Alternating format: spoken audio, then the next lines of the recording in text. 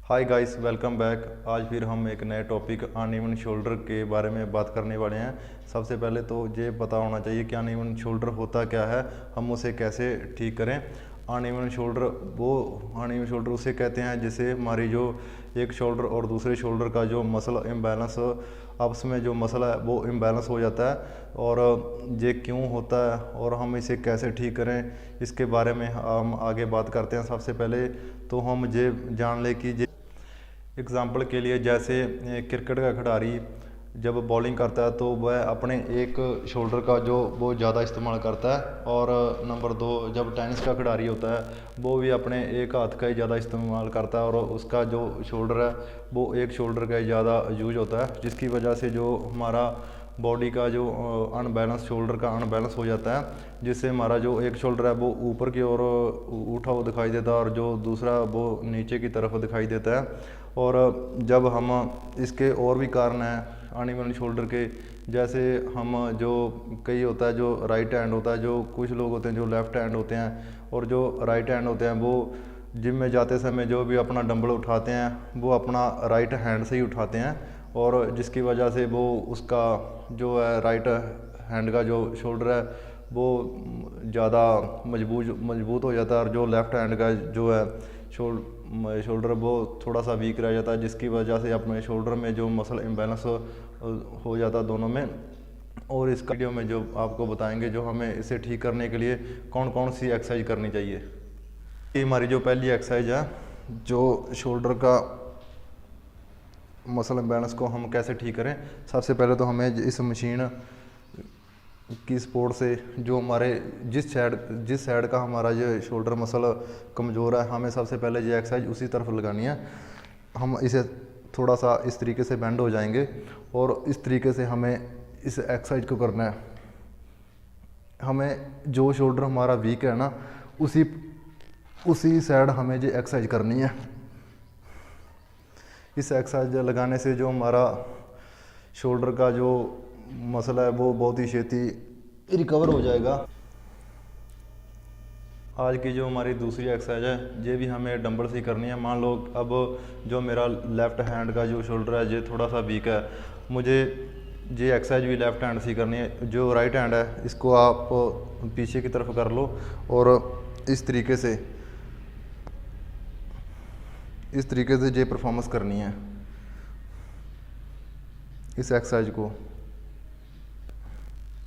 इस तरीके से जो हमारा शोल्डर का जो इम्बैलेंस बिगड़ा हुआ है वो बैलेंस में हो जाएगा।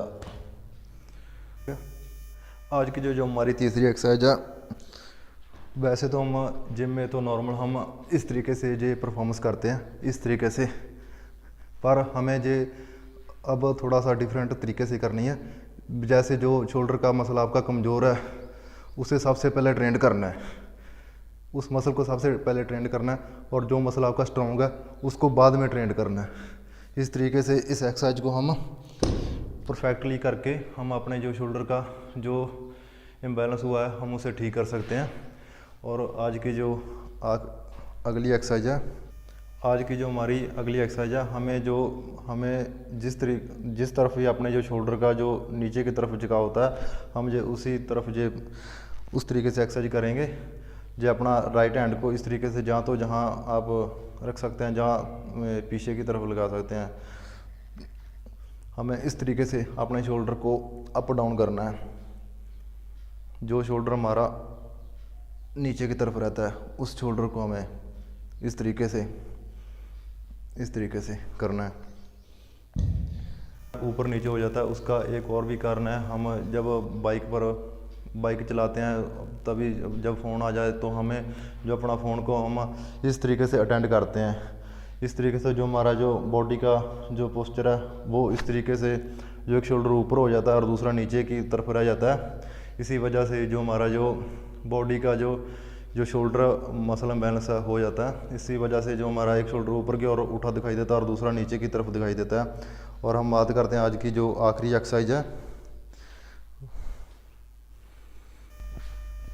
आज की जो हमारी जो आखिरी एक्सरसाइज है, हम ये एक्सरसाइज बारबल से करेंगे। इस एक्सरसाइज को करने के लिए जो हमारे हाथों की पोजीशन है ना, वो जो हमारी ये शोल्डर है, इस शोल्डर के अंदर रहनी चाहिए, जहाँ ज़्यादा बाहर नहीं रखनी है। इस एक्सरसाइज को करने के लिए हमें, अब आपको बताते हैं कैसे करेंगे एक्सरसाइज।